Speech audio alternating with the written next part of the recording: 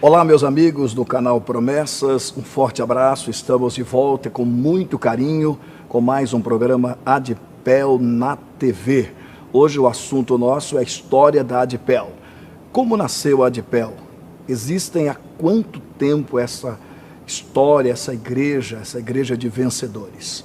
Qual foi o primeiro membro do Ministério Adipel a ser consagrado a pastor? Tudo isso e muito mais a partir de agora no programa Adipel na TV. Não saia por aí, uma alegria poder entrar na sua casa com mais essa edição. Comigo hoje o pastor Newton Pereira Abreu, nosso pastor presidente, e também o doutor Nando, advogado e pastor da Assembleia de Deus Adipel Tropical. A gente começa com o nosso pastor, uma alegria poder estar com o senhor de novo, para nós falarmos de um assunto tão lindo e tão importante que é a história da Adipel. Prazer estar aqui com você, pastor Elias, pastor Nando, para levar ao conhecimento dos nossos telespectadores a história da igreja e de pessoas. A Adipel faz parte da história das Assembleias de Deus em Goiás. A Assembleia de Deus em Goiás surgiu na década de 30, quando um obreiro lá de Bangu, Rio de Janeiro, foi enviado como um dos construtores do Palácio Esmeralda. O pastor Moreira, que era presbítero na época, abriu trabalho em Goiânia.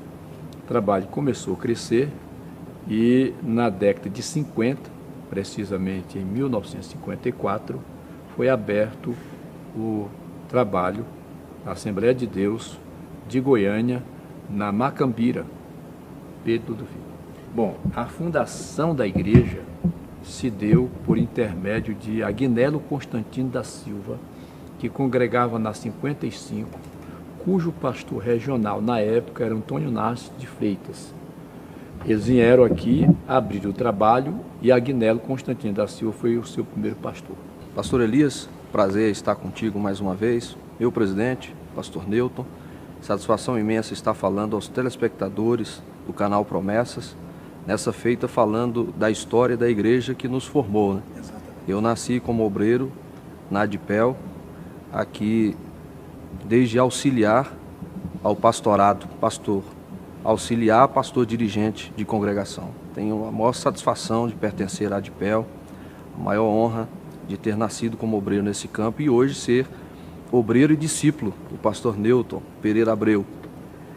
Meu presidente, nós sabemos que o grande boom da Adipel como campo se deu com a chegada do pastor Amador, né, para presidir essa igreja. Como iniciou a história do pastor Amador como presidente da Adipel? Quando ele veio para cá, em 1976, nós éramos apenas a igreja local. Não tínhamos nenhuma filial.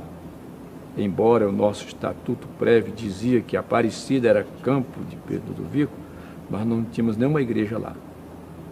A partir dele, e precisamente um ano depois, em 1977, deu início, então, às primeiras congregações.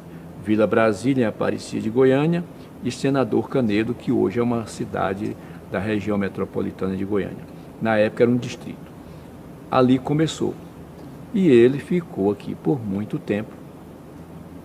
Aqui ele, então, criou seus filhos, aqui ele consolidou seu ministério e, do seu jeito, da sua forma leal e de dar apoio aos seus obreiros, o campo foi se estendendo. Aqui ele permaneceu por 34 anos e deixou um legado de 80 filiais. 80 congregações, na sua maioria com terreno próprio e templo construído. Você que está nos assistindo, muito obrigado pelo carinho. A história desse campo, que é um campo de vencedores, uma igreja de mãos dadas com Cristo para abençoar você. Pastor Neu, durante todo esse tempo, que o senhor falou para a gente com relação ao início da igreja, do pastor Guilherme, depois o boom pelo crescimento com o pastor Amador, o senhor é um dos primeiros membros desse campo. Conta para a gente um pouquinho dessa história, já que o senhor foi o primeiro membro ordenado a pastor pelo campo Adipel. Na noite que ele celebrou a primeira ceia, ele me ordenou a diácono. Isso no primeiro sábado de agosto de 76. E mais 3 pessoas, um irmão meu, que hoje é o pastor Alverso, que está em Niquelândia, o pastor José Ireno, que é um dos pastores atuantes do nosso campo, e o outro, nós 3, esse foi nós 3. Eu já era tesoureiro da igreja. Eu fui eleito tesoureiro da igreja pelo voto dos membros com 4 meses de crente. E Deus foi me abençoando e o pastor Amador viu em mim um potencial obreiro. E ele deu apoio, me fez obreiro e eu me tornei então o primeiro membro desta igreja ordenado a pastor em sua história. Depois de 6 anos aqui na tesouraria da igreja, eu fui designado para dirigir Vila Brasília, em 81. Foi ali que começou a minha história na prática como pastor. Daqui a pouco a gente continua falando com o pastor Newton sobre a história da Adipel. Não saia daí. E detalhes também daqui a pouquinho do livro, que já foi editado a 3ª edição, né, do livro O Obreiro Amargurado, pelo pastor Newton Pereira Abreu. Não saia daí, a gente volta já já. Venha participar das reuniões na Adipel. Terça-feira, 19h30, culto de ensino. Quarta-feira, 19h30, quarta-feira da Vitória.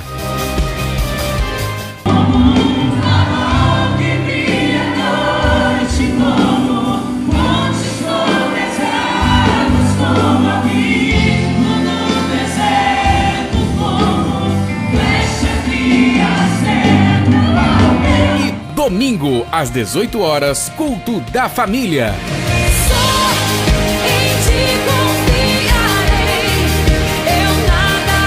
Acesse portaladipel.com.br. Adipel, Igreja Assembleia de Deus do setor Pedro Ludovico, Rua 1034, esquina com 1038, setor Pedro Ludovico. Telefone 3255-2180. Muito bem, estamos de volta aqui no canal Promessas com o programa Adipel na TV. Pastor Newton, no bloco anterior nós falamos sobre a história do senhor, né? O senhor foi o primeiro membro a ser ordenado a pastor aqui no Ministério Adipel. Dirigiu Vila Brasília. Além de Vila Brasília, o senhor dirigiu outras igrejas também do nosso campo. Quais são elas? Na verdade, depois de Vila Brasília, eu fui para Buriti Sereno. Lá, em razão de um problema local, porque lá tem um colégio, como vocês sabem, e o dirigente anterior não estava tendo condições de dirigir a igreja e também a escola.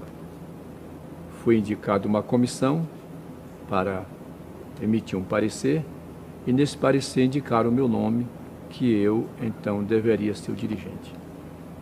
Eu tive que abandonar o emprego, nessa época eu trabalhava na Jorlan, e abandonei o emprego e fui para lá. E na minha gestão inauguramos a escola, que está lá até hoje, e depois retornei para a Vila Brasília. Ele atendeu o meu pedido, voltei para a Vila Brasília e essa segunda gestão mudou a minha história.